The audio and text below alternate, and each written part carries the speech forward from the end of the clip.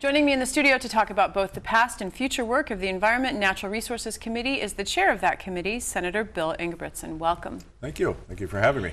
Generally speaking, what is your assessment of the health of the state's natural resources? I think in general the health of the natural resources in Minnesota is in good shape. We're seeing some high numbers when it comes to wild animals, when it comes to grouse, the whitetail population. It seems like maybe the ducks are coming a little further east, back east again, getting actually out of that particular flyway for some time. So I think the work that we're doing and the money that the citizens are spending on the environment are starting to now show. We've been into it about 8-9 years of extra dollars through legacy funds and whatnot. And so we're seeing some good things. We do have some issues here and there, some lake issues and whatnot, but I think in general we have, I think Bud Grant called it a jewel. I mean, he's been all over the world fishing and hunting, and he said Minnesota's a jewel. It really is when it comes to that. You mentioned some concerns with lakes, and this week the Department of Natural Resources announced that it's going to appeal the ruling of Ramsey County Judge Margaret Marinan about the water levels in White Bear Lake. The department must review well permits within 5 miles, stop issuing new well permits, ban lawn watering should the lake fall below a certain level. Will we see a trend in Minnesota courts where lake owners and the Department of Natural Resources are going to the courts more often when it comes to lake levels and management of water? Well, I hope not. I would like to see what happens when this gets through the court system. But the DNR seems to have found themselves in a pretty tough place. I mean, we have a high population area growing around a lake. For goodness sakes, I think even just common thinkers know there's going to be some kind of problems with drawing the water out of the aquifer. That it's going to probably affect the lake levels. But I hope we don't overreact to this. I'm going to be talking with the commissioner about that very issue. Not only it pertains to lakes, but are the permits going out for the irrigation systems that we have a lot of irrigators in the state of Minnesota?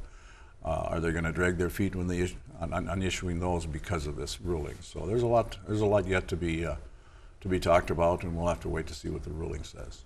Well, and you also mentioned earlier the size of the white-tailed deer population, which brings another recent news item. The number of wolves in Minnesota is quite large. Courts have not allowed the federal government to take wolves off the endangered species list, but with a 25% increase in wolf numbers, should the protection be lifted and wolf hunting again be allowed in Minnesota? Definitely. I think it should be lifted. It was lifted, as you know, back in 11 and 12, I believe it was.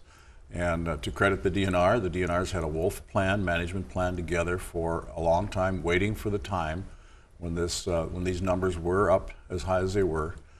And we actually had a very successful season for 2 years in a row. But yes, with this kind of a population, we have to manage the animal just like we do all other animals. And I think, certainly the cattlemen are concerned about that, but we still do have professionals that are actually trapping in some areas where they become very problematic. But we should be managing this animal just like we do everything else in Minnesota. Chronic waste disease has been confirmed in 2 Minnesota deer farms, but not in the wild. The DNR has taken steps to prevent the spread of the disease, but is there more that should be done?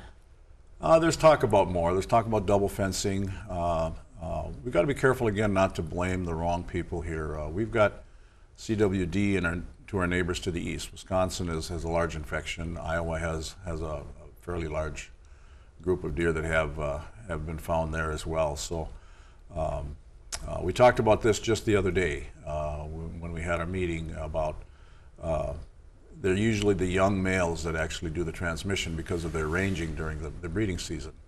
And we had a test site down in southeast Minnesota, which was the 4-point restriction thing. So maybe we need to look at that. I know they lifted the hunt there. It did raise bigger deer.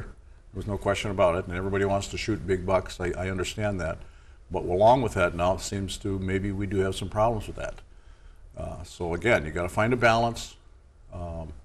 I know the deer producers, the people that raise deer are required. Every animal has to be tested that dies on their site, and they've been, as far as I know, complying with that. So, again, we got to have cooler heads prevail. Sit back and look at this to see what happens and see how we need to do more testing statewide, And I think the whitetail hunters are willing to do that. Let's turn to water for a moment. Pollution, overfishing, aquatic invasive species, which is abbreviated to AIS, are all threats to the state's lakes and rivers.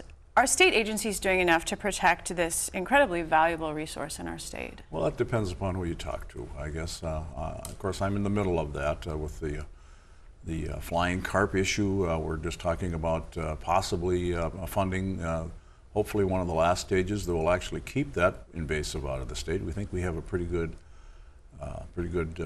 information through the scientists out of the University of Minnesota to say that we could do that if we expend some dollars.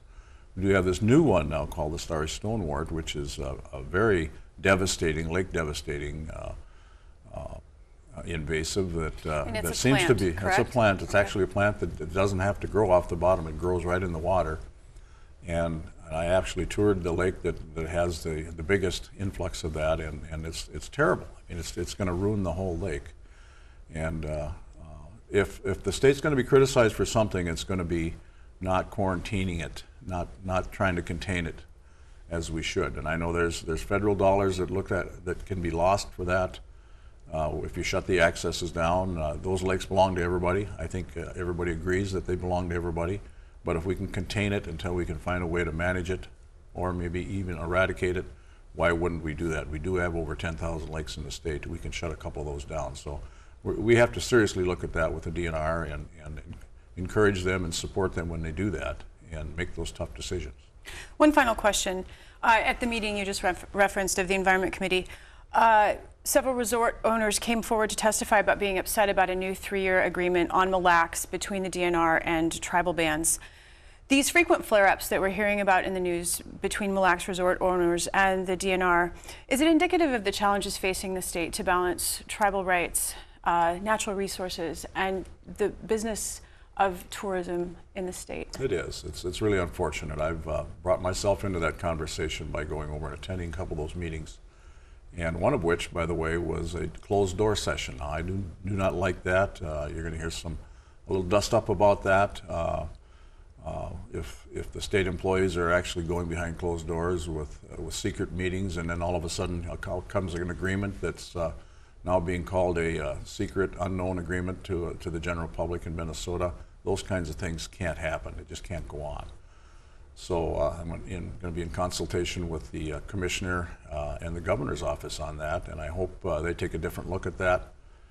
Just a bit exactly about the science, I certainly don't know about the science there, but there's some things that both the tribes and the DNR are now looking at, is bringing in another expert, and that was one of the reasons I was over there, a walleye expert, a fish expert from Lake Erie, and he's going to evaluate what's going on there and come up with his ideas as to how to hopefully try and fix that solution.